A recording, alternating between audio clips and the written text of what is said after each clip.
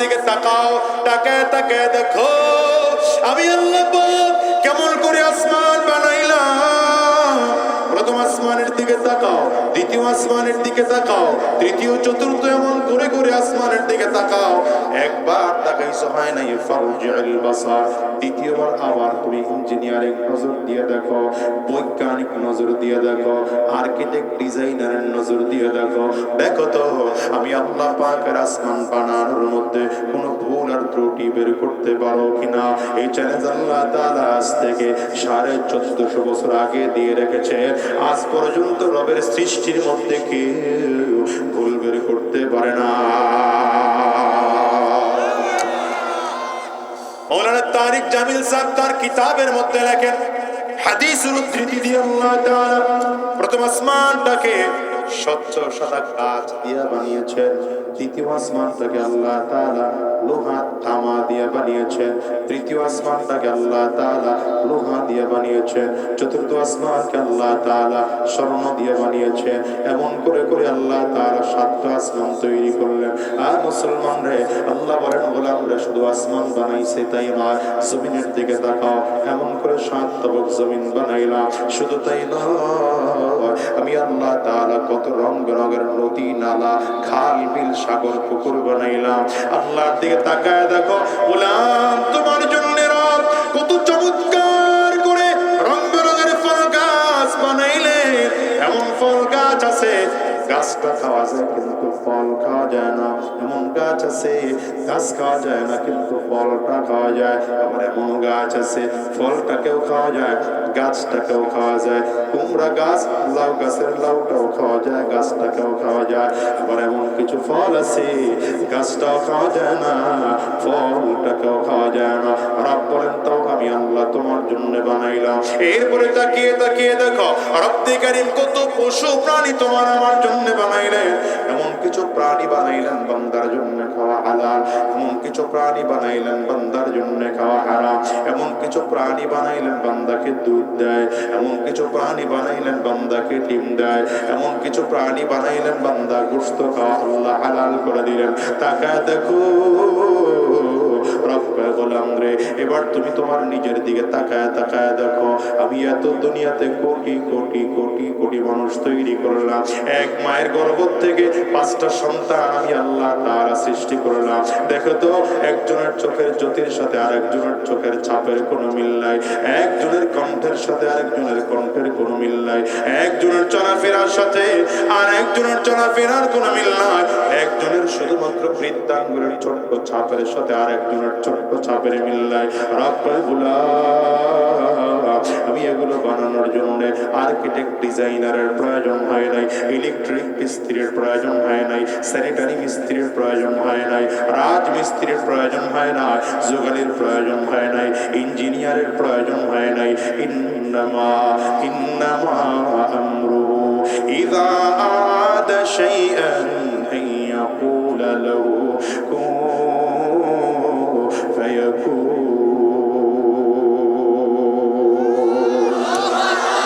আমি আল্লাহ তাআলা শুধু কোন বলেছি অটোমেটিক হয়ে যায়। দেখো আল্লাহ তাআলা কত বড় সামাদ আর কত বড় বেনিয়াজ। আসমান বানাইছেন কাউকে ডাকার প্রয়োজন হয় নাই, জমিন বানাইছেন কাউকে ডাকার প্রয়োজন হলো না। তোমাকে আমাকে আল্লাহ তাআলা বানিয়েছেন, কারো সহযোগিতা নেওয়ার প্রয়োজন হলো না। আল্লাহ বলেন আমি হলাম এমন অমুখাপেক্ষী। এরপরে রব নিজের পরিচয় আরো ক্লিয়ার করে ধরে ধরেন, লাম ইয়ালিদ ওয়া লাম ইউলাদ। পড়ে লাম ইয়ালিদ ওয়া লাম ইউলাদ। আল্লাহ বলেন আমি কাউকে জন্ম দেই নাই, আমাকে কেউ জন্ম দেয় নাই। তার মানে আমার আল্লাহ পাকের কোনো সন্তান নাই, আমার আল্লাহ পাকের কোনো বাবা নাই, আমার আল্লাহ পাকের কোনো মা নাই। এখন বলতে পারো তাইলে আমার আল্লাহর সমকক্ষ হয়তো কেউ থাকবে।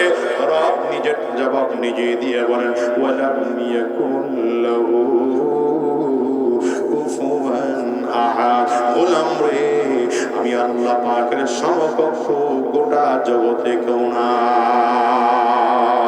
এবার পুরো কথা বুঝে থাকলে বলেন আল্লাহ কয়জন? আঙ্গুলটা উঁচা করে চিৎকার আর ওজোরে চিল্লা বলো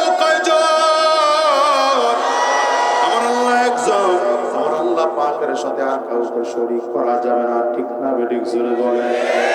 আমরা হুকুম মানবো কয়জন? আল্লাহ। বিধান মানবো কয়জন? আল্লাহ।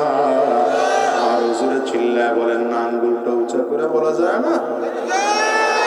আল্লাহ যদি একজন হয়, বুঝে শুনে একটা উত্তর দিবেন। বলেন মুসলমানদেরও দল হবে কয়টা? এটা বুঝেন নাই মনে হয়, আবার জিগাই। আল্লাহ কয়জন?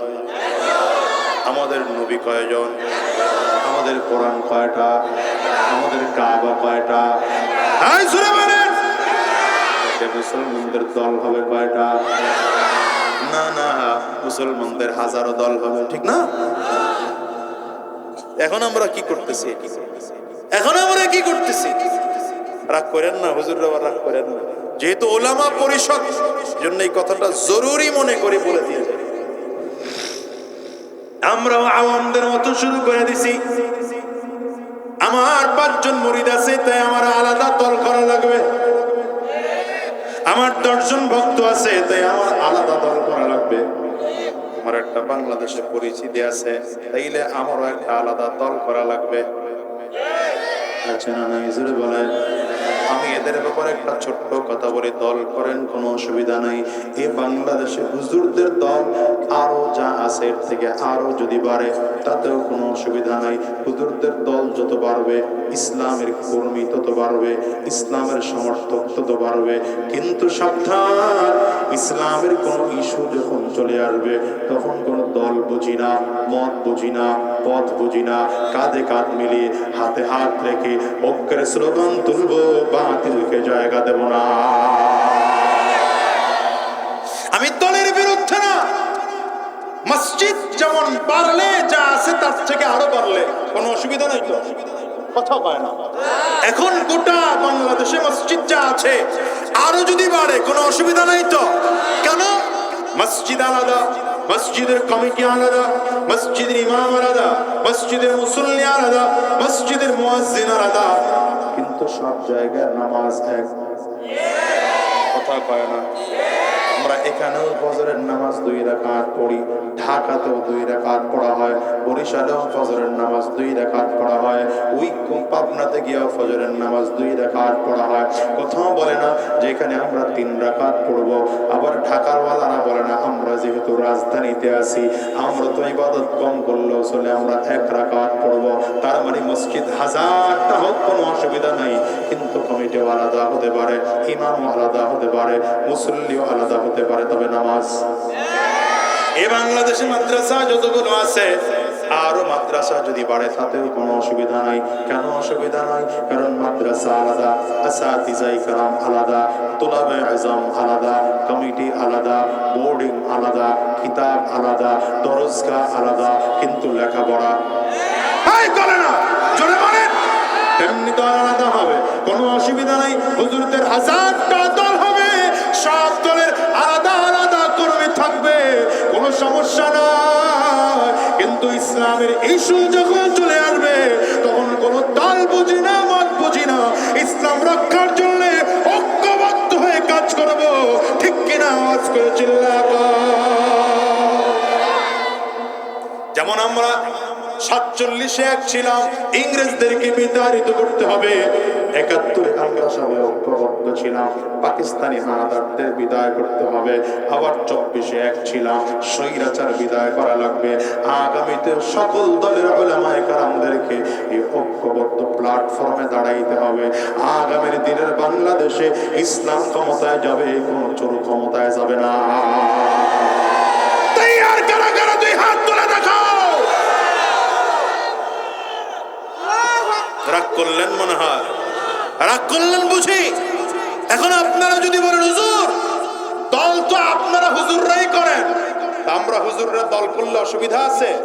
কথা বলেন না, অসুবিধা আছে? থাকুক না আলাদা আলাদা দল, থাকুক না হুজুরদের আলাদা আলাদা দল, কিন্তু সাবধান, দালালি করতে গেলে মদিনাওয়ালার দালালি করবা, কোন সেকুলারের দালালি করবা না, কোন চাঁদাবাজের দালালি করবা না। বলেন দালালি করলে কার দালালি করব? মদিনাওয়ালার দালালি করব, কি ঠিক কিনা বলেন? কথা বললে কোরআনের পক্ষে কথা বলবো, কথা বললে ইসলামের পক্ষে কথা বলবো, ঠিক না ঠিক?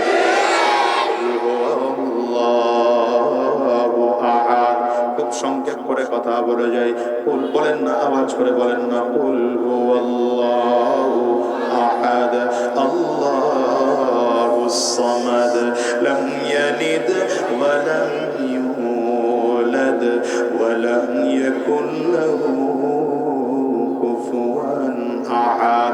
আবার বলি, বারবার বলাইতেছি কেন? ইদা তাকাররারা ফিল কলব, বারবার বলাইলে দিলের মধ্যে কথাটা গেঁথে যায়, এই জন্য আবার বলাইতেছি। বলেন আল্লাহ কয়জন, নবী কয়জন, কোরআন কয়টা, কাবা কয়টা, তাইলে মুসলমানদের দল হবে মোট কয়টা?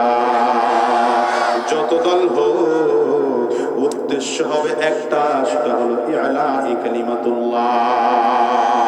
ঠিক কিনা? আওয়াজ করে জোরে চিল্লায়া বলো। কারণ সাহাবায়ে কেরামদের দিকে তাকাও, সাহাবায়ে কেরামদের শিক্ষা আমার দ্বীন বিজয়ের জন্য যদি জীবনটাও বিলাতে হয়, নবীর একজন সাহাবী আমল পাবেন না যে যারা পিছু হটেছিল। ঠিক কিনা? জোরে বলো।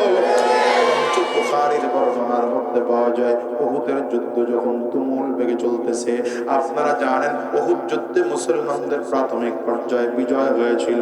50 জন সাহাবীকে আমার নবী আলাদা দাঁড় করিয়ে রেখেছিলেন। ইজতিহাদি খাতার কারণে তারা ছেড়ে চলে আসলেন। পাল্টা দিক থেকে কাফির মুশরিকদের বিশাল বাহিনী এসে মুসলমানদের আক্রমণ করেছে। এই আক্রমণের কারণে শত শত সাহাবায়ে কেরাম হারে আহত হয়েছেন। 70 জন সাহাবী শাহাদাত বরণ করেছে। এমনকি আমার নবী পর্যন্ত এত বেশি পরিমাণ আহত হয়েছেন। আমার নবীর মাথার লোহার টুপি বরাবর এসে তীর আঘাত করেছে। লোহার টুকরা ভেঙে লোহার টুকরাটা আমার নবীর মাথার খুলির মধ্যে ঢুকে গিয়েছে। রাহমাতুল লিল আলামিনের দন্দন মুবারক শহীদ হয়ে গেল। ওই অবস্থায় আনাস বিন মালিক নামের এক সাহাবী উহুদের দিকে দৌড়ায়। একজন দৌড়ে বলে, আনাস রে কই যাও? উহুদের ময়দানে তুমুল বেগে যুদ্ধ চলতেছে, ওখানে গেলে বাঁচবা না, মরে যাইবা, মরে যাইবা। আনাস বিন মালিক বলেন, কি বলতেছো মরে যাব? ইন্নী ওয়াজাদতু রিহাল জান্নাহ, আরে আমি তো আমার নাকে উহুদের ময়দান থেকে জান্নাতের ঘ্রাণ পাইতেছি। হাদিসের মধ্যে পাওয়া যায়, আনাস বিন মালিক রাদিয়াল্লাহু আনহু উহুদের ময়দানে চলে গেলেন। উহুদের ময়দানে যাইয়া বেঈমানদের সাথে যুদ্ধ করে করে আল্লাহর বান্দা শাহাদাত বরণ করলেন। ইন্তেকালের পরে হযরত আনাস বিন মালিক রাদিয়াল্লাহু আনহুকে দেখা গেল 70টা তরবারির আঘাত তার শরীরের মধ্যে পাওয়া যায়। এমন অবস্থা, চেহারাটা দেখলে চিনা যায় না যে এটা কার লাশ। হযরত আনাস বিন মালিকের বোন আঙ্গুলের ছাপ দেখে শনাক্ত করেছেন, এটা আমার ভাই। ও দুনিয়ার মুসলমান, এটা ছিল সাহাবায়ে কেরামদের অবস্থা। শুধু তাই নয়, উহুদের যুদ্ধের ময়দানে আরো 2 জন সাহাবী চলে যাচ্ছেন। একজন হলেন সাআদ বিন আবি ওয়াক্কাস রাদিয়াল্লাহু আনহু। সাআদ বিন আবি ওয়াক্কাসকে জানো? যিনি ছিলেন আমার নবীর মশহুর 10 জন সাহাবী যাদেরকে জান্নাতের শুভ সংবাদ দেওয়া হয়েছে। এর মধ্যে একজন ছিলেন সাআদ বিন আবি ওয়াক্কাস রাদিয়াল্লাহু আনহু। তিনি যুদ্ধের ময়দানে যায়। আর আব্দুল্লাহ ইবনে জাহাশ রাদিয়াল্লাহু আনহু তিনিও যুদ্ধের ময়দানে যাচ্ছেন। হঠাৎ করে আব্দুল্লাহ ইবনে জাহাশ রাদিয়াল্লাহু আনহুর হাত ধরে ডেকে বললেন, আব্দুল্লাহ রে, মুজাহিদদের দোয়া তো আল্লাহ পাকের কাছে কবুল হয়, পর্দা ছাড়া কবুল হয়। আমরা এই সুযোগ মিস করে লাভ নাই। আব্দুল্লাহ, আমি সাআদ দোয়া করব আর তুমি আমিন আমিন বলবা। আব্দুল্লাহ ইবনে জাহাশ বলেন, ভাই তাইলে আপনার দোয়া শেষ হয়ে গেলে এতটুকু অনুমতি চাই, আমিও দোয়া করব, আপনিও আমিন আমিন বলবে। তবে সাবধান, একজনের দোয়া কিন্তু আরেকজনের শোনাবো না, গোপনে গোপনে দোয়া করব। দুজন খুব আস্তে আস্তে কথা বলতে বলতে শুরু করেছে, দোয়া শুরু করেছে। আব্দুল্লাহ ইবনে জাহাশ দোয়া করেন, সাআদ বিন আবি ওয়াক্কাস আমিন আমিন আমিন বলে। আর আব্দুল্লাহ ইবনে জাহাশ আমিন বলে। সাদ বিন আবি ওয়াক্কাস রাদিয়াল্লাহু আনহু দোয়া করেন। দুজনের দোয়া করা শেষ হয়ে গেল। উহুদের ময়দানে এখন ঢুকে পড়বেন।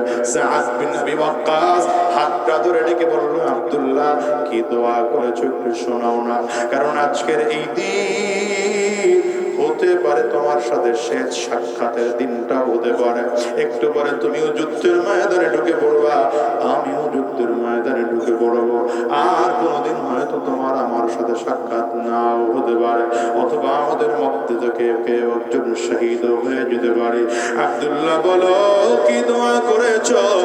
আব্দুল্লাহ ইবনে জাহাজ বলেন, ভাই সাদ ইবনে আবি ওয়াক্কাস, আপনি যেহেতু বড় ভাই, আপনার দোয়ার কথাটা আগে আমাকে একটু শোনা। সাদ বিন আবি ওয়াক্কাস রাদিয়াল্লাহু আনহু বলেন, আমি দোয়া করেছি, হে আল্লাহ, আগামী কাল যখন যুদ্ধ শুরু হয়ে যাবে, আমার সামনে একটা মোটা তাজা শক্তিশালী কাফির দাঁড় করে দিও। আমি যেন আমার দরবারে দিয়া এই মোটা তাজা শক্তিশালী কাফিরটারে হত্যা করে জাহান্নামে পাঠায়া দিতে পারি। আর তার জন্য অনেক সম্পদ থাকে, আমি যেন সম্পদগুলো গনিমতের মাল হিসাবে পাই। তাইলে আমি তার সম্পদগুলো আইনা মদিনার মানুষের মাঝে এক এক করে করে বন্টন করে দেব। তাইলে মদিনার গরিব মুসলমানেরা স্বাবলম্বী হয়ে যাবে। আর আমি আল্লাহ এবং আল্লাহর নবীর এক দুশমনরে জমিন থেকে বিদায় করে দেব। হযরত আব্দুল্লাহ ইবনে জাহাজের দিকে তাকায়, ভাই তুমি কি দোয়া করেছো বলো? আব্দুল্লাহ ইবনে জাহাজ বলেন, ভাই আপনি বড় মানুষ, দোয়া করেছেন বড়, আমি ছোট মানুষ, কি দোয়া করব? আমি যেমন ছোট দোয়াও করেছি, ছোট বড় কি দোয়া করছো বলো? আব্দুল্লাহ ইবনে জাহাজ চোখের পানি ফেলে ফেলে বলে, ও ভাই আমি আল্লাহ পাকের কাছে দোয়া করেছি, আল্লাহ আগামীকাল যখন যুদ্ধ শুরু হয়ে যাবে, আমার সামনে একটা শক্তিশালী কাফিররেও দাঁড় করায় দিও, যেন কাফির আমাকে মারে, সে যেন তরবারি দিয়ে আমাকে আঘাত করে, এমন ভাবে যেন আঘাত করে, তরবারির আঘাত দিয়ে যেন আমার কানটা কেটে ফেলে, নাকটা কেটে ফেলে, আমার হাত যেন কেটে ফেলে, আমার পা যেন কেটে ফেলে, আমার যেন মুসলা বানায় ফেলে। কেন কেন? কারণ হলো কিয়ামতের ময়দানে আমি আল্লাহর আদালতে যেদিন দাঁড়াবো, সেই দিন আমার কাটা জায়গাগুলো থেকে টপ টপ করে রক্তের ফোঁটাগুলো জমিনের মধ্যে পড়তে থাকবে। কিয়ামতের ময়দানে আমার মালিক যদি ডাক দেয়, আব্দুল্লাহ ইবনে জাহাশ রে কি নিয়ে আসছো? আমি আমার মালিকের সামনে দাঁড়ায় বলবো, আল্লাহ কিচ্ছু নিয়ে আসতে পারি নাই, কিন্তু তোমার দ্বীনের জন্য এত পরিমাণ মেহনত করেছি, যুদ্ধের ময়দানে কাফিররা আমার আঘাত করেছে, নাকটা কেটে ফেলেছে, তারপরেও যুদ্ধের ময়দান ছাড়ি নাই, কানটা কেটে ফেলেছে, তারপরেও যুদ্ধের ময়দান আমি ছাড়ি নাই, হাত কেটে ফেলেছে আল্লাহ, তারপরও যুদ্ধের ময়দান আমি ছাড়ি নাই, পা কেটে ফেলেছে, তারপরও যুদ্ধের ময়দান আমি ছাড়ি নাই। এখন ডেকে বলে, ভাই কেন এই দোয়া করেছি জানো? এই দোয়াটা করার কারণ হলো আমার মনে বড় ভয়, আমি যেই পরিমাণ ঈমানদার, আমার ঈমানের কারণে আমি মাফ পাবো কিনা জানি না।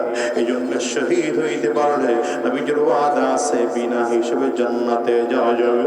এই জন্য আমি আল্লাহর কাছে দোয়া করেছি, আল্লাহ যদি কিয়ামতের দিনে দেখে আমার নাক দিয়া কান দিয়া রক্তগুলো শাহাদাতের রক্ত টপ টপ করে করে জমিনের মধ্যে পড়ে, আমার মালিকের দয়া হবে, আর বলবে, আব্দুল্লাহ যা যা, আমি আল্লাহ তোরে মাফ করে দিলাম। ও দুনিয়ার যুবক, তোমার আমার মধ্যে তো জাহান্নাম থেকে মাফ পাওয়ার মোটো ভয় নেই, জান্নাত পাওয়ার লোভ তোমার আমার মধ্যে নেই, কিয়ামতের ময়দানে ধরা খেয়ে যাব এই ভয় তোমার আমার মধ্যে নেই। অথচ রব বলেন, ওয়া আম্মা মান খাফা মাকাম রাব্বিহি ওয়া নাহান নাফসা আনিল হাওয়া ফাইন্নাল জান্নাতা হিয়াল মাওয়া। রব বলেন, আমার আমার সামনে দাঁড়াইতে হবে, এই ভয়টা যদি কোনো মানুষ কলিজার মধ্যে ঢুকাইয়া নিজের নফসের খাহেশাত থেকে যদি বেঁচে থাকতে পারে, আমি আল্লাহ তাআলা তার ঠিকানা জান্নাত বানায় দিলাম। এই জন্য সাহাবায়ে কেরাম যুদ্ধের ময়দানে টাক আসলে আর ঘরে বসে থাকতেন না। ওই মুতার প্রান্তরে রহমতের নবী আমার তিনজন সেনাপতির নাম একসাথে ঘোষণা করলে আমার নবী ডেকে বললেন, মুতার প্রান্তরে 1 নম্বর সেনাপতি হবে আমার তল্লক ছেলে যায়েদ ইবনে হারেসা, 2 নম্বর সেনাপতি হবে জাফর বিন আবি তালেব, 3 নম্বর সেনাপতি হবে যদি আমার ছেলে যায়েদ ইবনে হারেসা শহীদ হয় তাইলে দায়িত্ব পালন করবে জাফর বিন আবি তালেব। জাফর বিন আবি তালেব যদি শহীদ হয়ে যায় তাইলে সেনাপতির দায়িত্ব পালন করবে আব্দুল্লাহ বিন রাওয়াহা। পয়গম্বর ডেকে বললেন, যাও বাসার থেকে বিদায় নিয়ে আসো। আব্দুল্লাহ বিন রাওয়াহা সেদিন মাত্র বিবাহ হয়েছে, এখনো বিবির সাথে সাক্ষাৎ হয়নি। দরজার সামনে দাঁড়িয়েছেন, বিবি যেন দেখা করতে না পারে দরজাটা বাইরে দিয়ে আটকায় দিয়া ডাক দিয়েছেন, বিবি আমার যুদ্ধের ময়দানে যাব, নবী আমার নাম 3 নম্বর সেনাপতি হিসেবে ঘোষণা করেছে। আবার নবী এটাও বলে দিয়েছেন, যদি আমিও শহীদ হয়ে যায় তাহলে সাহাবায়ে কেরাম যেন উপস্থিত পরামর্শ করে একজনকে সেনাপতি বানায় নেয়। বিবি ডেকে বলেন, স্বামী আমার আজকে মাত্র আপনার সাথে আমার বিবাহ হলো, একটু আপনার চেহারাটা দেখিও নাই, ভেতরে ঢুকেন না, চেহারাটা দেখে রাখি। বলে, না না, তুমি আমার ভেতরে ঢুকতে বইল না, আমার মনে বড় ভয় যদি ভেতরে ঢুকি। মদিনার অনেক সুন্দরী মেয়ে আমি তুমি জানি, ঢুকলে হয়তো তোমার প্রেমে আমি পড়ে যাব, যুদ্ধের ময়দানে যাওয়া থেকে আমি বিরত হয়ে যেতে পারি, আমি ঢুকবো না। বিবি বলে, না না, আমি ওয়াদা করলাম ঢুকলে আপনাকে আমার দিকে আকর্ষণ করাবো না, শুধু চেহারাটা দেখে রাখবো। বলে, না না, শুনে রাখো, যদি আমি শহীদ হয়ে যাই কিয়ামতের ময়দানে আল্লাহর আদালতে যদি দাঁড়া যাও আর তুমিও যদি জান্নাতি হও, আমিও যদি শহীদ হয়ে যাই, আল্লাহ তাআলা তোমাকে আমাকে শাহাদাতের মর্যাদা দিয়া স্বামী আর স্ত্রী বলে কিয়ামতে পরিচয় করায় দিবে। আশ্চর্যের ব্যাপার কি জানো, মুতার প্রান্তরের কাফেররা রওনা হয়। আব্দুল্লাহ বিন রাওয়াহা রাস্তার মাঝে দাঁড়ায় দাঁড়ায় কান্না করতে আরম্ভ করেছে। অন্যান্য সাহাবীরা দৌড়ায় গিয়ে ডাক দিয়া বলে, আব্দুল্লাহ রে, কেন কাঁদো? নতুন বিবি বুঝি ঘরে রেখে আসছো, এই জন্য বুঝি কান্না আসে? নতুন বিবির সাথে একটু সাক্ষাৎটুকু পর্যন্ত হলো না, এই দুঃখে বুঝি কান্না করো? শহীদ হয়ে যাইবা, আর বুঝি বিবির সাথে সাক্ষাৎ হবে না, এই জন্য বুঝি কাঁদো? আব্দুল্লাহ বিন রাওয়াহা কান্না করে না, বলেন, সাহাবায়ে কেরাম, আমি এই জন্য কাঁদি না রে ভাই, আমার মনে বড় ভয়। নবী আমার নামটা 3 নম্বরে ঘোষণা করলে আমার নামটা তো 1 নম্বরেও ঘোষণা হইতে পারত, কিন্তু 3 নম্বরে আমি শহীদ হব। আমার শাহাদাত কি এতটুকু পাওয়ারফুল হবে যে আমার শাহাদাতের শক্তি দিয়া পুলসিরাতের পুলটা পার হইয়া জান্নাতে যেতে পারব?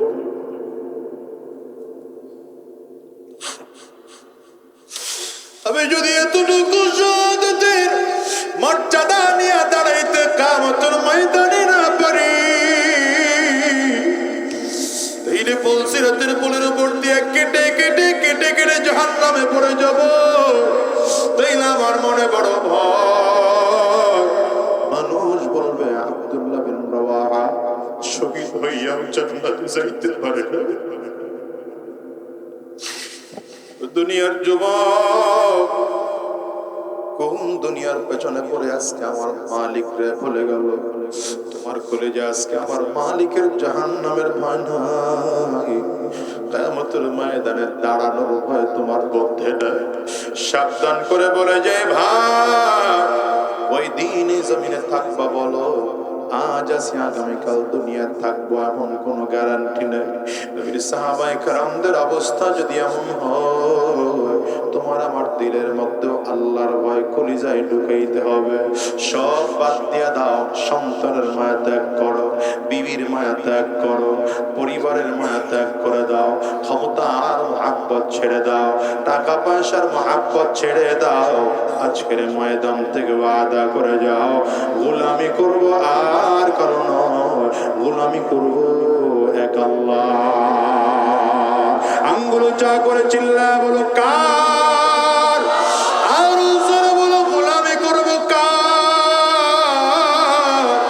আজকের ময়দান থেকে ওয়াদা করে যাও, যতদিন এই জমিনের মধ্যে থাকবো আর হারাম রাস্তায় কদম বাড়াবো না, শয়তানি রাস্তায় কদম বাড়াবো না, গুনাহের পথে চলবো না। যতদিন আল্লাহর এই জমিনে থাকবো, রবের হুকুম পালন করে করে চলবো, এক আল্লাহর গোলামি করবো। কারা কারা তৈয়ার আছো? দুইটা হাত উঁচা করে আমার আল্লাহকে দেখা, আওয়াজ দিয়ে চিল্লা জোরে ডাক দাও আল্লাহ, আরো জোরে আল্লাহ।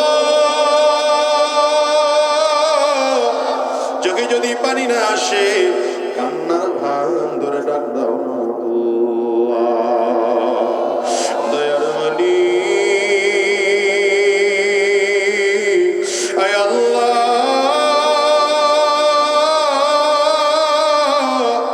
সবাই মিলে দুইটা হাত উঁচু করে নাও, ওয়াদা করে নাও আমার শয়তানি রাস্তায় কদম বাড়াবো না, এক আল্লাহকে রব বলে মানবো। আয় আল্লাহ তুমি কবুল করে নাও, কবুল করে নাও, চিল্লা বলো আমিন। আলহামদুলিল্লাহি রাব্বিল আলামিন, আলহামদুলিল্লাহি রাব্বিল আলামিন। والصلاة والسلام على سيد الأنبياء والمرسلين. ربنا ظلمنا أنفسنا وإن لم تغفر لنا وترحمنا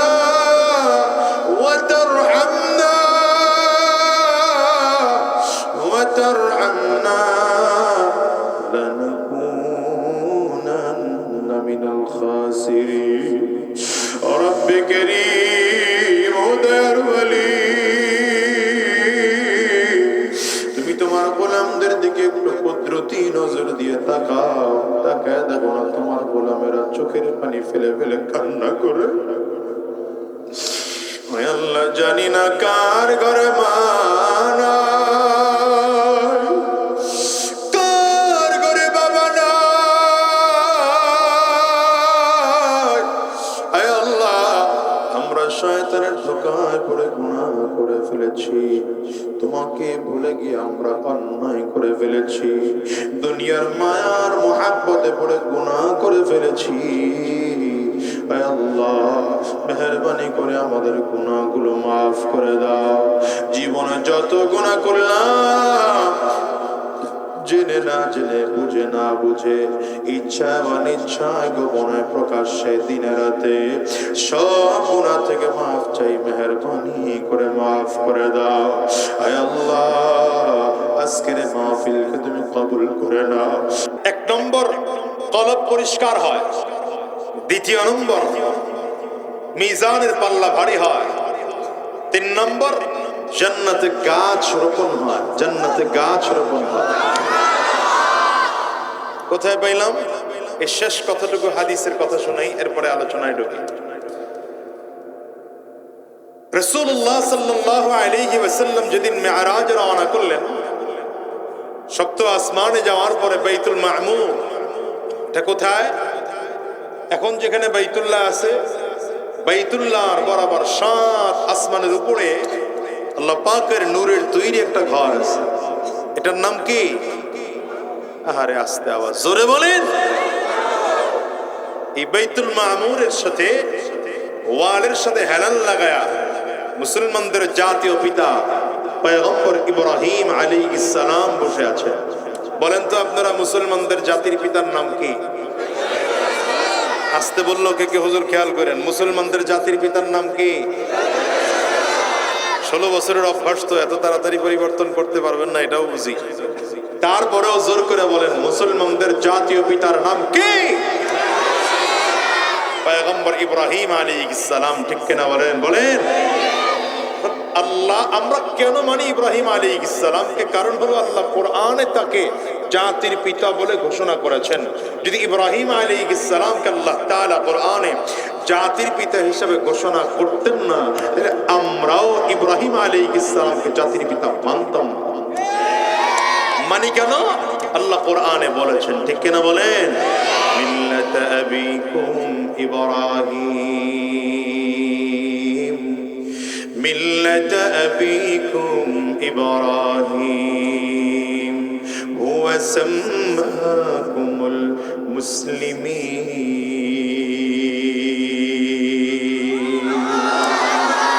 এখন যদি কেউ কারো নিজের ব্যক্তিগত আব্বারে জাতির আব্বা বানাইতে চায়, এর অবস্থাই হবে যে যতদিন ক্ষমতা আছে হয়তো মানুষ হয়ে কিছু বলবে না, যেই দিন ক্ষমতা থাকবে না ওই দিন 15 বছরের বাচ্চাটা, 20 বছরের বাচ্চাটাও রাস্তায় নামবে আর মিছিল দিবে, জাতির পিতা ইব্রাহিম অমুক মিয়া গোরা মিয়া।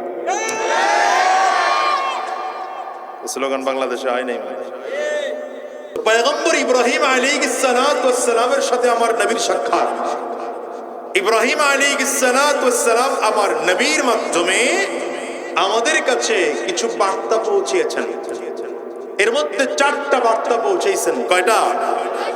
1 নম্বর বার্তা, আমার নবীর মাধ্যমে এই উম্মতের কাছে 1 নম্বর বার্তা দিয়েছেন, আকরি উম্মাতাকা মিন্নিস সালাম, আকরি উম্মাতাকা মিন্নিস সালাম।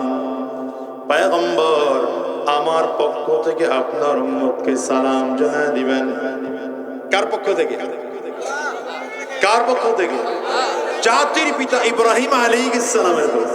1 নম্বর। 2 নম্বর, ওয়া আখবিরহুম আন্নাল জান্নাতা তাইয়িবাতুত তুরবাতি।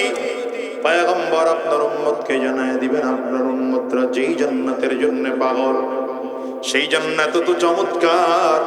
জান্নাতের মাটিটা হবে সুগন্ধিওয়ালা মাটি। যেই জান্নাতের মাটি থেকে ঘ্রাণ আসে, তাহলে মনে করেন মাটিটা কত চমৎকার। নবীজি বিভিন্ন হাদিসের মধ্যে বলেন, জান্নাতের যে মাটিটা হবে এটা জাফরান দিয়ে বানানো হবে। এজন্য জান্নাতের মাটি দিয়ে ঘ্রাণ আসবে, ঘ্রাণ আসবে। ইব্রাহিম আলাইহিস সালাম বলেন 3 নম্বর কথা, আযবাতুল মা, জান্নাতের যে পানি হবে এটা অত্যন্ত সুমিষ্ট পানি হবে। এটা নোনা পানি নয়, তিতা পানি নয়। পানিটা খেলে খারাপ লাগবে না, কষ লাগবে না। পানিটা পান করলে বড় মিষ্টি পানি হবে। 4 নম্বর কথা, ওয়া আন্নাহা কিয়ান, জান্নাতের যেই জমিনটা থাকবে পুরো ময়দানটা ফাঁকা থাকবে। কথা ভালো করে বুঝেন, জান্নাতের ময়দানটা ফাঁকা থাকলে ভালো লাগবে না কিছু থাকলে ভালো লাগবে? আজকের ময়দানে মাহফিলের আয়োজন করা হলো, প্যান্ডেল যদি না করা হতো, খুঁটিগুলো যদি এখানে দাঁড় করানো না হতো, লাইটিং মাইকিং যদি করা না হতো, স্টেজ করা না হতো, দেখতে ভালো লাগতো না। জান্নাতের বিশাল ময়দানটা ফাঁকা থাকলে ভালো লাগবে না। এই জন্য পয়গম্বর ইব্রাহিম আলাইহিস সালাম বলেন, ওয়া আন্নাহা কিয়ান, জান্নাতের ময়দানটা কিন্তু ফাঁকা থাকবে। তবে ময়দানটা ফাঁকা না রেখে যদি কিছু লাগাইতে হয়, ওয়া আন্না গিরাসাহা সুবহানাল্লাহ ওয়ালহামদুলিল্লাহ ওয়া লা ইলাহা ইল্লাল্লাহ ওয়াল্লাহু আকবার।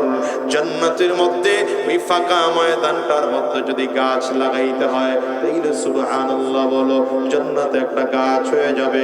আলহামদুলিল্লাহ বলো, জান্নাতে গাছ হয়ে যাবে। লা ইলাহা ইল্লাল্লাহ বলো, জান্নাতে গাছ হয়ে যাবে। আল্লাহু আকবার বলো, জান্নাতে গাছ হয়ে যাবে। চিৎকার করে জোরে আওয়াজ দিয়ে বলেন সুবহানাল্লাহ। একটা কাজ হয়ে গেল অলরেডি। যারা বলেন নাই নিজেরটা নিজে কপাল করছেন, কিচ্ছু করার নাই। সুযোগ বুঝাই দিলাম, আবার সুযোগ দিলাম। পড়েন সুবহানাল্লাহ। গতবার পড়েন নাই, এবার পড়ছেন, তার একটা হইছে। আর গতবারও পড়ছেন, এইবারও পড়ছেন, দুই গাছ হয়ে গেছে। ফাঁকেও যেন বলে বলছেন আর একটা হয়ে গেছে। নবীজির হাদিস তো মিথ্যা না তো এটা। এবার বলেন আলহামদুলিল্লাহ, জবান খুলে আওয়াজ দিয়ে বলেন আলহামদুলিল্লাহ।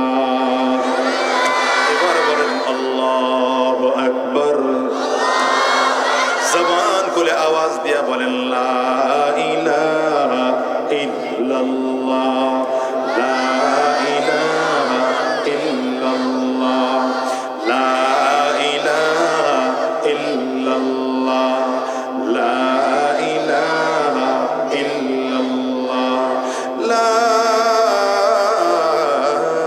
ইলাহা ইল্লাল্লাহ, মুহাম্মাদুর রাসূলুল্লাহ। এই ফায়দাগুলো বুঝার পরে তাহলে এখন সুবহানাল্লাহ, আলহামদুলিল্লাহ, আল্লাহু আকবার ঠিক বেঠিক বলতে অসুবিধা হবে না তো? আর দেখছেন অসুবিধা হবে না তো? আর আস্তে বললেন কেন? জোরে বলেন, অসুবিধা হবে না তো? আর এবার ট্রাই করি, আবার বলেন সুবহানাল্লাহ, বলেন আলহামদুলিল্লাহ, জবান খুলে আওয়াজ দিয়ে আল্লাহু আকবার। আমি খুব বেশি জোরে কথা বলতে পারবো না, কারণ আমার গলাটা আজকে 4-5 দিন ধরে মনে হয় যেন গলা চাপ দিয়ে রাখছে ঠান্ডায়। এই জন্য আমি আস্তে বলবো, আপনার একটু জোরে বলবেন, পোষায় যাবে ইনশাআল্লাহ। ঠিক আছে তো? আমি যে আয়াতে কারিমা তিলাওয়াত করেছি, অলরেডি আলোচনায় ঢুকে পড়লাম, এখন আর মনোযোগী হওয়ার সুযোগ নেই। কুরআনুল কারীমের খুব পরিচিত সূরা, কুরআনুল কারীমের 112 নম্বর সূরা। সূরাটার নাম হচ্ছে সূরাতুল ইখলাস। বলেন সূরার নাম কি? ওই যে মাথা নিচের দিকে দিয়ে রাখছে, নেন তো কয় নম্বর আসমানে আছে? সামনে বসলে চলবে না, নাড়াচাড়া দিয়ে শরীরটারে নাড়াচাড়া দিয়ে বসেন। হ্যাঁ বসেন, শরীরটা নাড়াচাড়া দিয়ে, আপনারা দেখে গেলেছি তো, নাড়াচাড়া দিয়ে বসেন যেন ঘুম না আসে। বলেন সূরাটার নাম কি? ইখলাস। আমাদের দেশের মুরব্বীরা অনেকে বলে কুল হুয়াল্লাহ সূরা। সূরাটার নাম কি কুল হুয়াল্লাহ না কুল হুয়াল্লাহ না সূরাতুল ইখলাস? সূরাতুল ইখলাস কেন বলা হলো?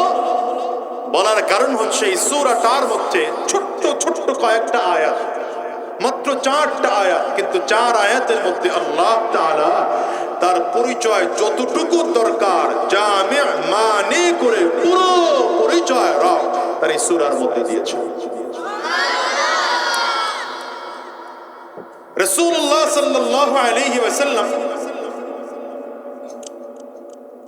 এই সূরাটা নাযিল হওয়ার একটা প্রেক্ষাপট হচ্ছে যখন নবীজি দাওয়াত দেওয়ার অনুমোদন পাইলেন, আল্লাহ তাআলা আয়াত নাযিল করলেন ওয়া আনদির আশীরাতাকাল আকরাবিন। পয়গম্বর আপনার নিকটের মানুষদেরকে দ্বীনের দাওয়াত দিতে আরম্ভ করেন, জাহান্নামের ভয় দেখাতে আরম্ভ করেন, জান্নাতের শুভ সংবাদ শোনাতে আরম্ভ করেন। নবীজি গোটা মক্কাবাসীকে দাওয়াত দিচ্ছেন, তাআলাউ ইলা কালিমাতিন সাওয়াইন বাইনানা ওয়া বাইনাকুম আল্লা না'বুদা ইল্লাল্লাহ। আবার কোথাও গিয়ে নবী বলেন ইয়া আইয়ুহান নাস কুলু লা ইলাহা ইল্লাল্লাহ তুফলিহুন। নবীজি কোথাও গিয়ে বলেন, এই মুসলমানেরা, মানুষেরা, লা ইলাহা ইল্লাল্লাহ বলো তো সফল হয়ে যাবে। আবার কোথাও গিয়ে আবার নবী দাওয়াত দিচ্ছেন, শোনো, যদি গোটা পৃথিবীর মানুষের মাঝে বৈষম্য দূর করতে চাও, সমতা বজায় রাখতে চাও, তাহলে এই কথা স্বীকার করে নাও, এক আল্লাহ ব্যতীত আর কারো গোলামি করবো না। এই গোটা পৃথিবীর মধ্যে সব থেকে বৈষম্য বিরোধী স্লোগান হলো এটা, আমরা এক আল্লাহ ব্যতীত আর কারো গোলামি, আসতে বলে জোরে বলেন, আমরা এক আল্লাহ ব্যতীত আর কারো গোলামি করব। এটা হচ্ছে সর্বশ্রেষ্ঠ বৈষম্য বিরোধী স্লোগান। দেখেন নাই আমাদের বাংলাদেশে স্বাধীনতার 54 বছর হয়ে গেল, 55 বছরে পড়ে গেল, কিন্তু আমরা এখনো বৈষম্য দূর করতে পারি নাই। কারণ আমার দেশ যারা এখন পর্যন্ত শাসন করেছে, এরা ইসলাম দিয়ে শাসন করে নাই, আল্লাহর কোরআন দিয়ে শাসন করে নাই, ইসলাম অনুযায়ী চালায় নাই, নবীজির সুন্নাহ অনুযায়ী চলে নাই।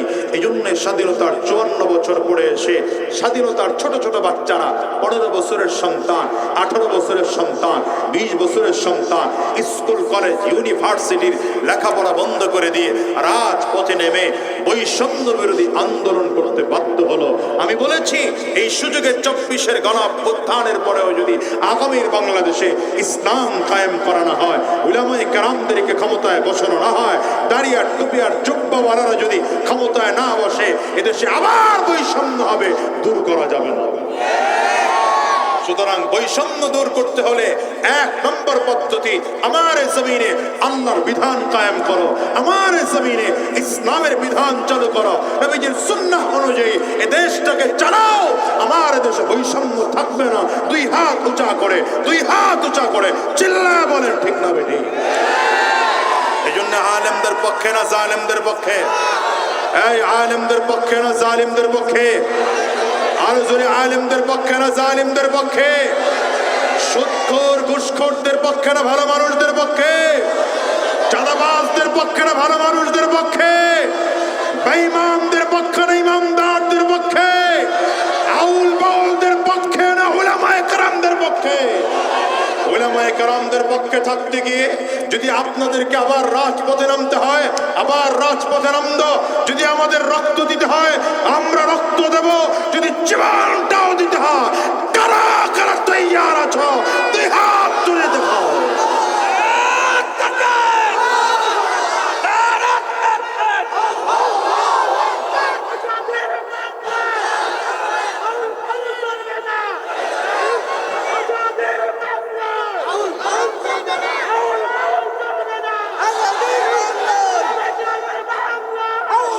আল্লাহ কবুল করো, জবান খুলে বলেন আমিন। ওয়া ইন্নাকা লাআলা খুলুকিন আযীম।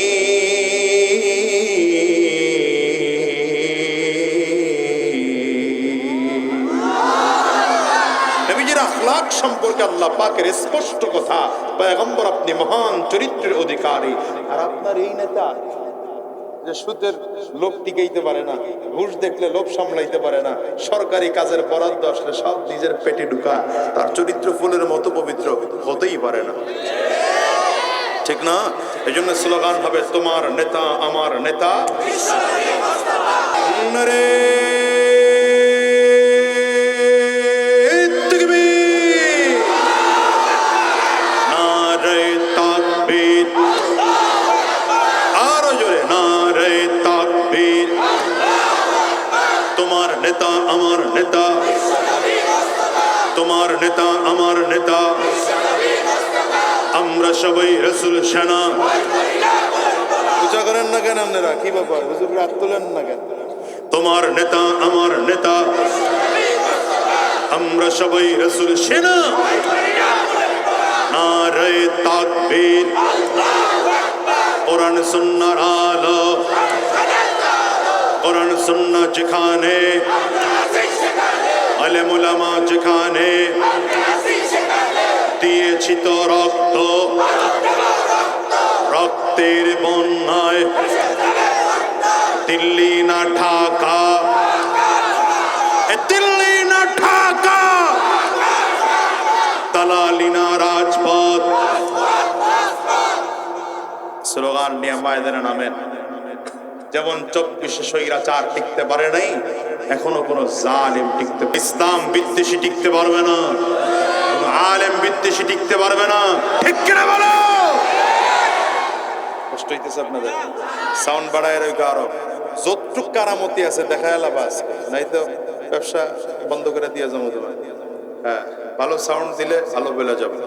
ভাইরা, সূরাতুল ইখলাস এই নাযিল হওয়ার প্রেক্ষাপট, শান নুজুল হচ্ছে রাসূলুল্লাহ সাল্লাল্লাহু আলাইহি ওয়াসাল্লাম যখন দাওয়াত দিলেন, এক আল্লাহর গোলামি করো, মক্কার কাফির আর মুশরিকরা নবীজির সামনে দাঁড়ায় বলে, মুহাম্মদ আমরাও তো আল্লাহকে মানি, এবার তুমিও আল্লাহকে মানতে বলো। এই তোমার আল্লাহ কোন আল্লাহ?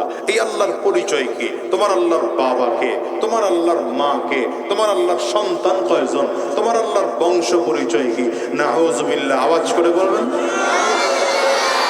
খুব ভালো করে বুঝেন এই পয়েন্টটা বুঝলে বাকি কথা বুঝতে সহজ হবে। মক্কার কাফির মুশরিকদের প্রশ্নের ধরনে বোঝা যায় মক্কার কাফিররাও আগের থেকে আল্লাহ মানত। কথা কয় না? কাফিররা আগের থেকে আল্লাহ মানত। এখন প্রশ্ন হলো, যদি আল্লাহকে মানেই তাহলে কাফির হয় কেমন করে? এর উত্তর হচ্ছে, আল্লাহকে যেভাবে মানলে ঈমানদার হওয়া যায়, মক্কার কাফির মুশরিকরা সেইভাবে আল্লাহকে আল্লাহ মানত না। আল্লাহ সেইভাবে মানার জন্যই সূরা ইখলাস আল্লাহ নাযিল করেছেন। যেমন দেখেন, ইহুদিরা আল্লাহ মানে, ইহুদিদের বিশ্বাস হচ্ছে আল্লাহ গোটা পৃথিবীতে খোদা দুইজন। নাউজুবিল্লাহর পাওয়ার দেখছেন? জোরে বলেন। আমি কিন্তু আর বলবো না আপনার করে জোরে আওয়াজ করতে, বেজাল করবেন, ওয়াজ কমায় দেব। ইহুদিদের বিশ্বাস খোদা কয়জন? ইহুদিদের বিশ্বাস হলো এক খোদা হলেন আল্লাহ, আর এক খোদা আল্লাহর নবীর আল্লাহ পাকের একজন পয়গম্বর ছিলেন, পয়গম্বর উযাইর আলাইহিস সালাতু ওয়াস সালাম প্রভূত। এজন্য আল্লাহ কোরআনে বলেন, ওয়াকালাতিল ইয়াহুদু উযাইর ইবনুল্লাহ। এদের বিশ্বাস হচ্ছে উযাইর আলাইহিস সালাম আল্লাহর বেটা। বলেন তো, ইহুদিরাও আল্লাহ মানে, কিন্তু ঈমানদার না বেঈমান? খ্রিস্টানরাও আল্লাহ মানে, কিন্তু খ্রিস্টানদের বিশ্বাস হলো আল্লাহ তো আছেই, বাকি খোদা হলো টোটাল তিনজন। কয়জন? খ্রিস্টানদের বিশ্বাস, নাসারাদের বিশ্বাস এক খোদা হলেন আল্লাহ। হযরত ঈসা আলাইহিস সালাতু ওয়াস সালাম হলেন আল্লাহর সন্তান, আরেক খোদা। ঈসা আলাইহিস সালাতু ওয়াস সালামের মা হযরত মারইয়াম আলাইহাস সালাম, তিনি হলেন আল্লাহর স্ত্রী, আরেকজন খোদা। জোরে বলেন না। এ হলো এদের বিশ্বাস। তাহলে বলেন তো, খ্রিস্টানরাও আল্লাহ মানে, কিন্তু ঈমানদার না বেঈমান? আমাদের দেশের হিন্দু ভাইরা, হিন্দু ভাইদের বিশ্বাস হলো এমন, যেমন মক্কার কাফির মুশরিকদের আরেক বিশ্বাস ছিল, এটা হিন্দুত্বের আরেকটা প্রকার। সেটা হচ্ছে খোদা একজন দুইজন করলে হয় না, খোদা বানাইতে বানাইতে বানাইতে বানাইতে এরা মোটামুটি 360 মূর্তি আলাদা করে কাবার মধ্যে ঢুকিয়েছে। কারণ এদের বিশ্বাস হলো আল্লাহ হলেন প্রধান উপদেষ্টা, তবে আল্লাহ আবার প্রত্যেক মূর্তিরে আলাদা আলাদা মন্ত্রণালয়ে ভাগ করে দিয়েছেন। বৃষ্টির জন্য আরেক খোদা, সূর্যের জন্য আরেক খোদা, মেঘের জন্য আরেক খোদা, চাঁদের জন্য আরেক খোদা, শীতের জন্য আরেক খোদা, গরমের জন্য আরেক খোদা, বিবাহের বন্দোবস্তের জন্য আরেক খোদা, শান্তি দেওয়ার জন্য আরেক খোদা, রিজিক দেওয়ার জন্য আরেক খোদা। এজন্য দেখেন নাই আমাদের দেশে একদল, এই যে কয়েকদিন আগে বলছিল একবার, এই দেশে এবার মা গজে চলে এসেছে, এই জন্য ফসল আদি ভালো হয়েছে। বলছিল নি? কারণ এদের বিশ্বাস হলো মা গজে চড়ে আসলে ফসল ভালো হয়, তার মানে ফসল দেওয়ার মালিক আল্লাহ না, গজে মা চড়ে আসলে তখন ফসল আদি ভালো হয়। আবার আমাদের দেশের হিন্দু ভাইদের বিশ্বাস হচ্ছে যে না, এরা খোদা বাড়াইতে বাড়াইতে চিন্তা করে 360 খোদায় হয় না, এরা এখন বাড়াইতে বাড়াইতে মাশাআল্লাহ 33 কোটি বানাইছে। কত বানাইছে? সবার খোদা আলাদা। যত মানুষ বাংলাদেশের যেই পরিমাণ নাগরিক, তার থেকেও ডবল হলো শুধু খোদা। কি কথা বল না? সব এরা আল্লাহ মানত। তো এদের আল্লাহ মানার কারণে এরা ঈমানদার হতে পারে নাই। তো এরা যাদেরকে আল্লাহ মানে, কেউ তো নিজের হাতে মূর্তি বানায় আল্লাহ মানে, কারো সন্তান আছে, কারো স্বামী আছে, কারো স্ত্রী আছে, কারো বিবি আছে, কারো বাবা আছে, কারো মা আছে। এই জন্য স্বভাবজাত কারণে মক্কার কাফিররাও নবীজির সামনে এসে প্রশ্ন করে, মুহাম্মদ তোমার আল্লাহ পাকের নাম কি, পরিচয় কি, বংশ পরিচয় কি, বাবাকে, মাকে, সন্তান কয়জন, বিবি টিবি আছে কিনা? তো এই সব প্রশ্নের উত্তর দিতে গিয়ে আল্লাহ তাআলা আয়াত নাযিল করলেন, কুল হুয়াল্লাহু আহাদ। পড়েন।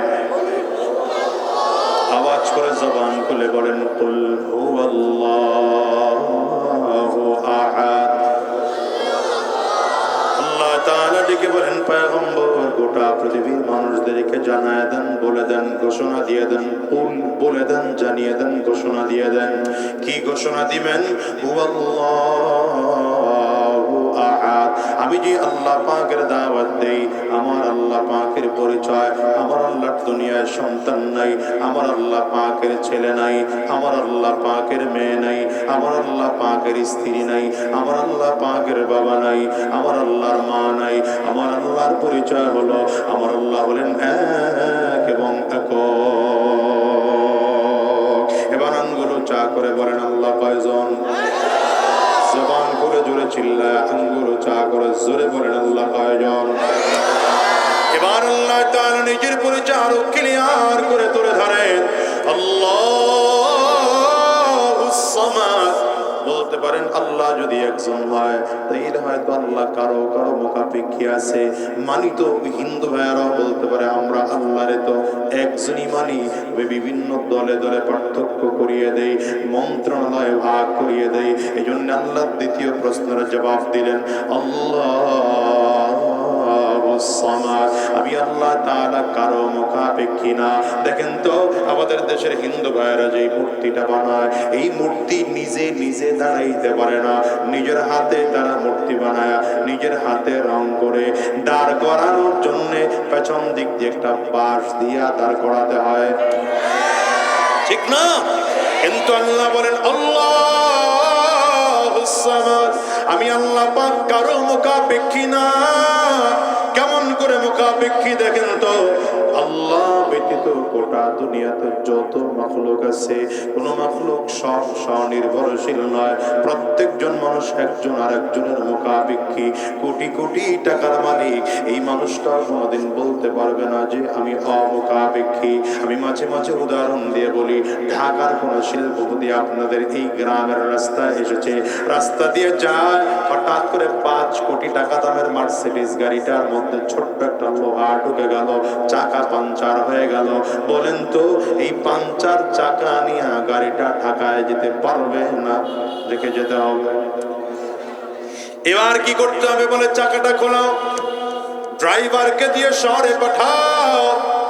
শহরে যেই মানুষটা রাস্তার পাশে হাওয়া দেওয়ার জন্য টাঙ্কি নিয়ে বসে আছে, তার কাছে গিয়ে মাত্র 50 টাকা দিয়ে লিটারে সারাও। এরপরে মাত্র 5 থেকে 10 টাকার হাওয়া ভরে নিয়ে আসো। আল্লাহ বুঝাইতে চাইলে কোটি কোটি টাকা দিয়ে গাড়ি কিনতে পারো, কিন্তু তোমার চাকাটার মধ্যে ওই রাস্তার পাশের ছোট্ট চাওয়ালা, সেই রাস্তার পাশের হাওয়াওয়ালা 5 টাকা ছাড়া তুমি সামনে চলতে পারবা না। আপনাদের এলাকার কোটি কোটি টাকার মালিক এমন একজন রাস্তার পাশে বাড়ি করেছে, স্যানিটারি কাজ কমপ্লিট হয়ে গেল, ইলেকট্রিক মিস্ত্রির কাজ কমপ্লিট হয়ে গেল, টাইলস মিস্ত্রির কাজ কমপ্লিট হয়ে গেল, রাজমিস্ত্রির কাজ কমপ্লিট হয়ে গেল, বাথরুমের ফিটিং সিটিং সুন্দর করে লাগানো হলো, সুন্দর করে বাথরুমগুলো ফ্রেশ করা হলো, সুন্দর করে বেডরুমগুলো সাজানো হলো, ড্রয়িং রুমটাও সাজানো হলো, সোফা দিয়া চমৎকার করে করে সব সাজানো হলো। কিন্তু বলেন তো টোটাল বাড়ির মধ্যে মেইন লাইনের যে একটা মূল ফিটিংটা আছে, স্যানিটারি ফিটিং, এই পাইপের একটা সংযোগ দেওয়া বাকি আছে। হয়তো পাইপের দাম মাত্র 500 টাকা। যেই স্যানিটারি মিস্ত্রি পাইপের সংযোগটা দিবে, ওই মিস্ত্রির দাম হয়তো মজুরি আরো 500 টাকা। মাত্র 1000 টাকার জন্য কোটি কোটি টাকার বাড়িটা ব্যবহার অনুপযোগী হয়ে আছে। আল্লাহ বুঝাইলেন, গোলাম কোটি কোটি টাকার মালিক হতে পারো, কিন্তু ওই যে স্যানিটারি মিস্ত্রি মাত্র 500 টাকা মজুরি দেয়া, আমি আল্লাহ তোমারও তার মুখাপেক্ষী করে বানাইলাম। গোটা দুনিয়ার মানুষগুলো একজন আর একজনের মুখাপেক্ষী। দুধওয়ালা চাউলওয়ালার মুখাপেক্ষী, চাউলওয়ালা ডালওয়ালার মুখাপেক্ষী। কথা কয় না? কিন্তু আমার আল্লাহ তাআলা বলেন, গোলাম রে, আমি আল্লাহ পাকের পরিচয় আল্লাহুস সামাদ। আমি আল্লাহ পাকের পরিচয় হলো আমি আল্লাহ কারো মুখাপেক্ষী না। আসমান বানাইছেন, কারো মুখাপেক্ষী হন নাই আল্লাহ। জমিন বানাইছে আল্লাহ তাআলা, কারো মুখাপেক্ষী হন নাই। চাঁদ বানিয়েছেন, সূর্য বানিয়েছেন আল্লাহ তাআলা, কারো তারকাবে কি অন্যায়? রব বলেন ওয়ালাকাদ যায়্যানাস সামাআদ দুনিয়া বিমাসাবিহা ওয়াজআলনাহা রুজুমান লিশ-শায়াতিন ওয়া আ'তাদনা লাহুম আযাবাস সাঈর।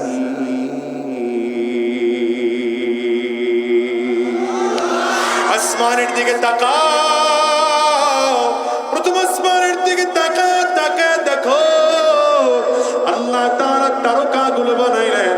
আপনারা জানেন নাকি একটা তারকা কত বড় জানেন নাকি? দুনিয়ার থেকে যে চাঁদটা আমরা দেখি, বৈজ্ঞানিকরা এখন গবেষণা করে বলেছে চাঁদটা দুনিয়ার থেকে ছোট, কিন্তু যে সূর্যটা আছে দুনিয়ার থেকে 13 লক্ষ গুণ বড়। সুবহানাল্লাহ, আজকে সুবহানাল্লাহ হইতেছে। আমার সন্তুষ্টি লাগতেছে না আপনাদের এই সুবহানাল্লাহ। সূর্যটা দুনিয়ার থেকে কত গুণ বড় বুঝেন নাই, যে জন্য সুবহানাল্লাহ কইতে অসুবিধা। এবার এক একটা তারকা কত বড় জানো? এই একটা তারকা যেটা আমরা দুনিয়ার থেকে ছোট করে দেখি, একটা তারকার মধ্যে এমন দুনিয়ার থেকে 13 লক্ষ গুণ বড় সূর্য। এমন একটা তারকার মধ্যে এরকম 1100 কোটি সূর্য ঢুকিয়ে রাখা যায়। এবার হিসাব মিলায় নেন যে কত বড় তারকা। মানে একটা দুইটা তারকা বানাইছে বলেন না, কতগুলো তারকা বানিয়েছেন। আমেরিকার নাসা কোম্পানির একজন বিজ্ঞানী, বড় বিজ্ঞানী ওয়েন হাবল, তিনি বলেন আল্লাহ তাআলা প্রথম আসমানে ধারণা করা যায় মিনিমাম 100 কোটি তারকা বানিয়েছেন। এটা তো সে মানুষ হিসেবে একটা ধারণা করেছেন, কিন্তু পয়গম্বর আরবি সাল্লাল্লাহু আলাইহি ওয়াসাল্লাম আম্মা জানা আয়েশার সাথে রাতের অন্ধকারে হালকা হালকা জোনাকির মধ্যে বসে খোলা আকাশের নিচে আমার নবী গল্প করতেছে। তাকিয়ে দেখেন আম্মা জান আসমানের দিকে মাথা উঁচু করে 1 2 করে করে করে করে গুনতে আরম্ভ করেছেন। একটু দূরে যায় এলোমেলো হয়ে যায়, আম্মা জান আবার নতুন করে শুরু করেন 1 2 3 4 5 6, আবার এলোমেলো হয়ে যায়, আবার কিছু দূর যায়, আবার এলোমেলো হয়ে যায়। আম্মা জানের দিকে তাকায়া পয়গম্বর ডেকে বললেন আয়েশা রে কি গণনা করো?